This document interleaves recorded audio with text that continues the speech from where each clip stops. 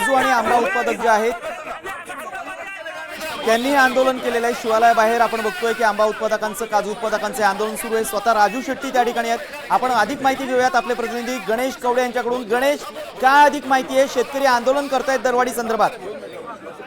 नक्कीच राजू शेट्टी असेल, माधव जानकर असतील, त्याचबरोबर बाळा माने असेल, हर्षवर्धन चकमा हे सगळे शिवालयामध्ये आहे ते बसले होते आणि या ठिकाणून खरं तर आंदोलनाच्या दिशेने जाणार होते। आणि खास अगोदर या ठिकाणी जे आंदोलनकर्ते आहेत या सगळ्या आंदोलनकर्त्यांना आहे ते ताब्यात घेतलेलं पाहायला मिळतात। सध्या पोलीस जे डीसीपी आहेत मुंडे आणि राजू शेट्टी असतील, त्याचबरोबर बाळा माने असतील, माधव जानकर असतील, हर्षवर्धन चकमा असतील, या सगळ्या नेत्यांबरोबर आहे ते बोलताना पाहायला मिळतात। आणि या ठिकाणून आम्हाला नेमकं का ताब्यात घेतलं अशा पद्धतीची मागणी आहे ते केल्या जाताना पाहायला मिळतात। आणि विशेष करून जर पोलीस आणि यांच्यामध्ये उद्धटबाजी ती झालेली पाहायला मिळते। आंबे देखील आहे ते घेतलेले पाहायला मिळतात आणि त्यानंतर आता या सगळ्या आंदोलनकर्त्यांना आहे ते आता ताब्यात घ्यायला सुरुवात केलेली आहे। आणि या ठिकाणून का नेमकं ताब्यात घेतलेलं आहे, या ठिकाणी आम्ही आंदोलन करतात अशा पद्धतीची आहे ती भूमिका घेतली जाताना पाहायला मिळते।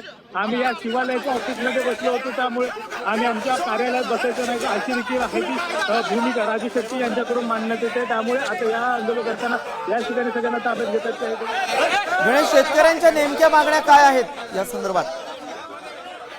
काजू असेल आणि आंबा असेल याला खरं तर मोठ्या प्रमाणामध्ये नुकसान झालेलं आहे। यासाठी गेले 1 महिन्यापासून आम्ही खरं तर सरकार दरबारी आहे तो प्रश्न उपस्थित करतो आहे आणि लवकरात लवकर अनुदान मिळण्यात यावं अशा पद्धतीची मागणी होताना पाहायला मिळते।